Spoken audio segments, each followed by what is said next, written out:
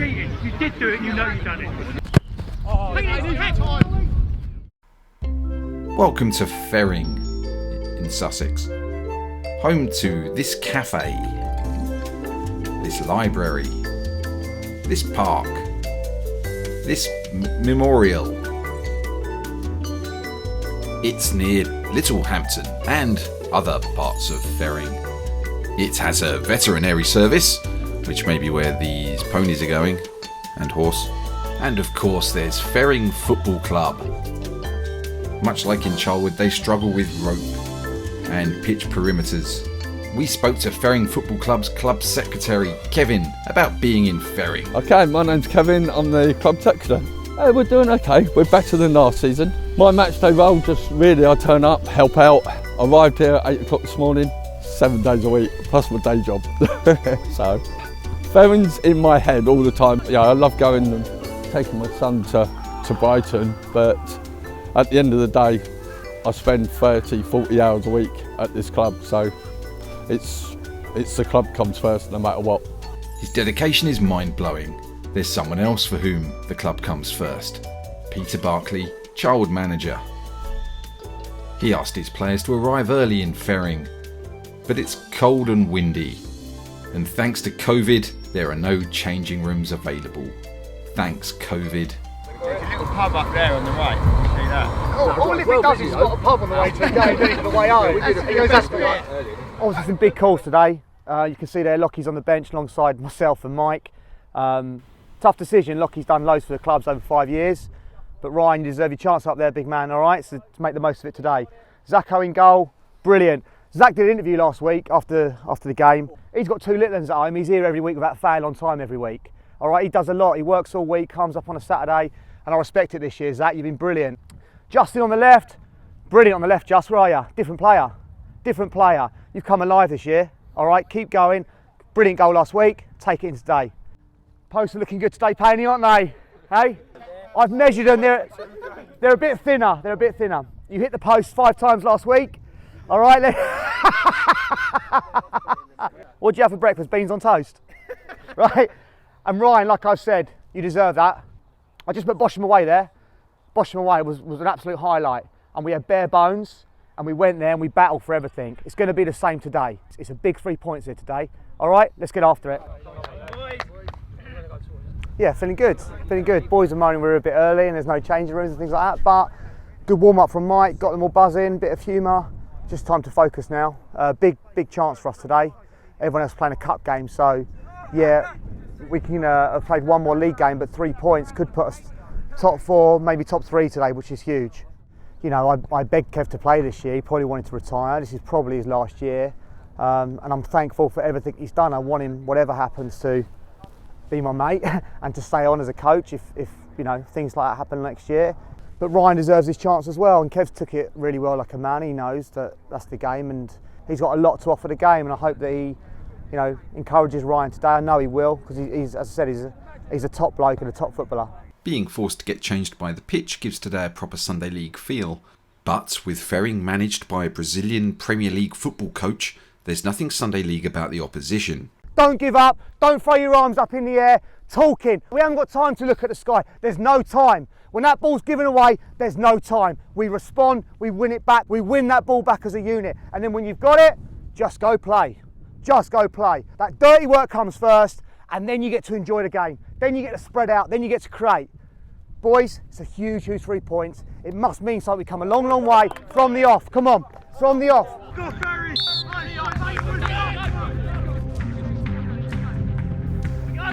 Big win, Just. Go, time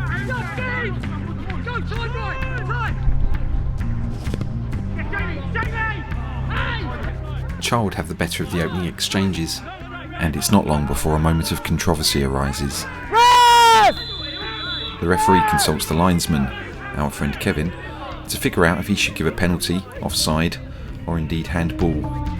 The incident certainly seems to have angered the Ferring goalkeeper. It was fucking hell, mate. It's fucking cheating, mate. It's cheating, mate. It's cheating. You did do it, you know you've done it. Oh, God, shut up! How old are you? You're about 55! The one thing it definitely wasn't was offside, which is disappointingly what the referee gives.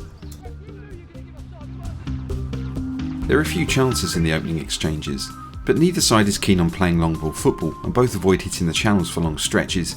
Instead, they both make a concerted effort to play the ball out from the back. It's an admirable approach by the managers, leading to a fast-paced and competitive game. Good area. 30 minutes in, and Ferring finally create their first decent chance, forcing a point-blank save from Zach Rice. Excellent play from Ryan Pearson opens Ferring up for the first time, although some dubious goalkeeping and lacklustre finishing keeps the score level.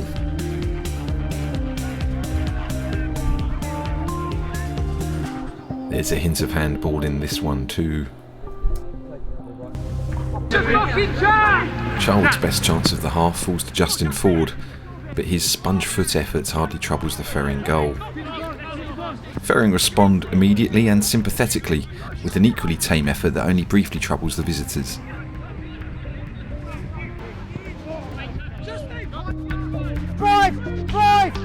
On the stroke of half-time, Jamie Liddell's cross evades the Charlwood forwards, much to the wingers' frustration.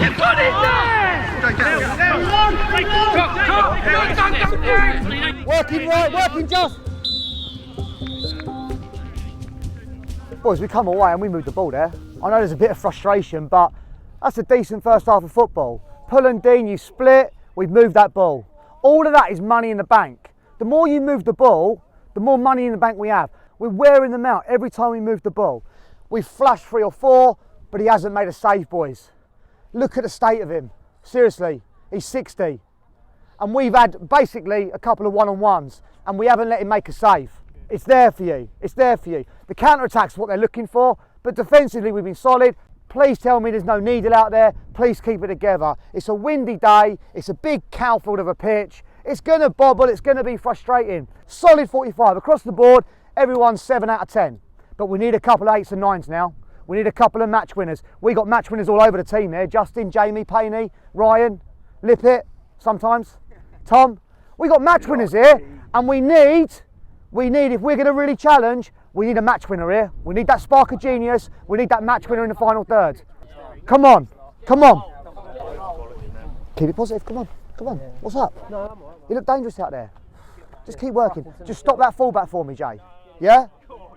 Don't get caught going to centre half, because then you're in no man's. Just stay offside of him. We're so easy to mark, do you know what I mean? Like, that's why sometimes...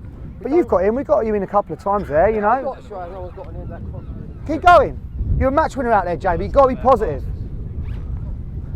Waiting patiently on the bench for an opportunity to affect the game, striker Kevin Locke is impressively professional about his own situation. No, it's to be expected, mate. I had a feeling I might be today after the last couple of weeks. Things haven't gone my way, but no, it's fine, mate. I'm absolutely fine with it. So I'll just try and come on and change the game. I'm getting a bit older now, so maybe I'll have to manage my game time a bit better. I know I can't play 90 minutes every week now. I was guilty last week. I missed a couple. So on another day they go in, but it's all set up for me now, Phippen. So. Soon after half-time, the referee provides a flashback to the mid-90s, a time when referees didn't understand the new back pass rule. Oh my God, how can it be? As if he's been nice. Fortunately for Charlwood, it's not a free kick routine that Ferring often practice. I didn't have one grey hair before I started managing hand, you know that? Not one grey hair. Over. Two openings in quick succession offer Ferring the chance to take the lead. Unlucky! But their wayward shooting leaves Zach Rice with very little to do. Ref! Ref! Just before the hour mark, Barks changes shape and sends on Kevin Locke, pulling a frustrated and ineffectual Jamie Liddell from the wing. Oh, don't say well done. No, don't say well done. I've had a shit game. I hate that. It's fucking bollocks. The change leads to a hectic 2-minute end-to-end spell.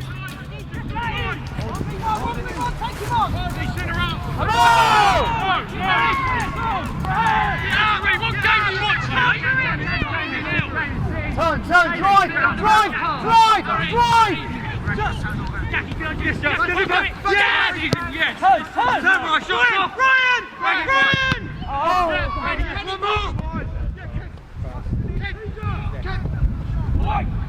Yes! Yes!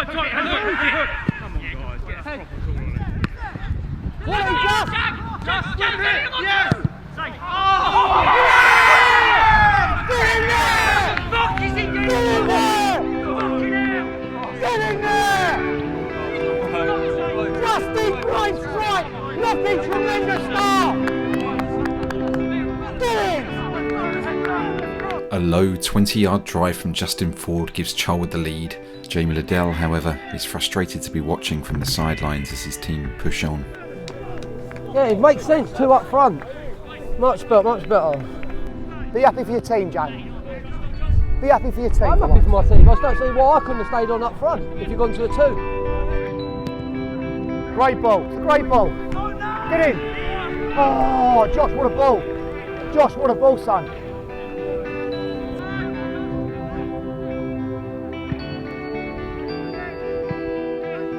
As the clock ticks down, Justin draws a foul like Monet in a henhouse. Encouraged by his recent success from distance, he drills a power shot low and hard, nearly breaking the goalkeeper's ribs. Good game, boys. Boys, two things. 1, culture shift. Holding each other to account. That's hard work. Everyone fighting there on their last legs, got no subs. Respect to you all. There's a culture shift happening where we're raising our standards and we're expecting it of each other. I love that fight out there. Some people have got knocks, they're injured, they haven't played for each other for weeks, and they keep working. You deserve that, Zach. You've been class this season. October's ours. October's ours. Next week we're going to TD Shipley top of the league, and we win, and we're top boys. We win, we're top of this league. Let's take it to them. Well done. Big 3 points, boys. Well done. Could be top 3, maybe top 4 tonight. What a strike, Just. Eh? What a strike. Buzzing with the 3 points, buzzing to get a goal. After last week getting 3 points as well, buzzing to get another 3, pushing on up the league. Yeah, I'm buzzing to be fair with that. Absolutely buzzing. That was a tough game of football. To be honest, it was a good game of football. I think both teams tried to play football in the right way. Ball on the floor, play out from the back, make the pitch big, using the width, passing patterns, linking plays, not just long ball.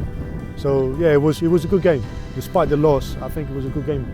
Stressful watch. Dominated possession first half and needed someone to step up, and Justin, delighted for him, did it, great goal. You know, he's a match winner and he's growing in confidence. I feel like getting one last week has helped massively into today. Well, missing that first one in the first half didn't help much, but once that went in, the confidence went sky high. Yeah, he's got so much ability. Obviously, he's been released from a club. He's probably doubting himself.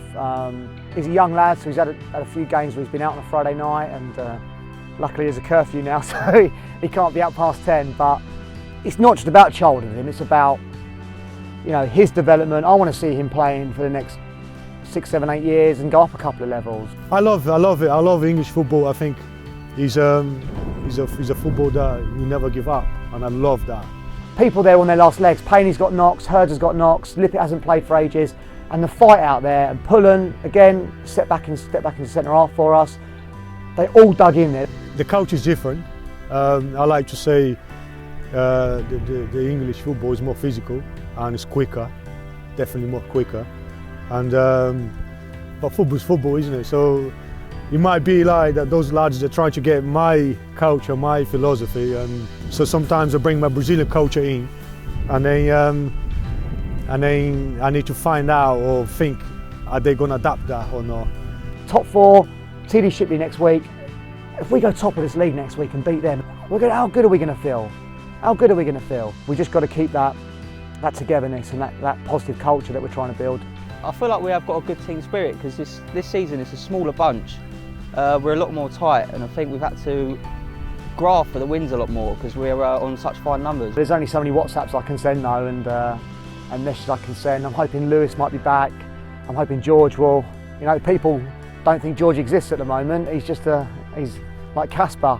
So hopefully he'll. Friendly ghost, yeah. Hopefully he'll show himself next week because we need him. I can't wait to play in Horsham next week. That's a bit of a local one. No, it should be a good thing going to play against top of the league because you want to challenge yourself really. But I think we've got a good enough side. We've played against them twice. I don't think we've even played off the park at all. But I think we can go there, give them a good game and hopefully get 3 points.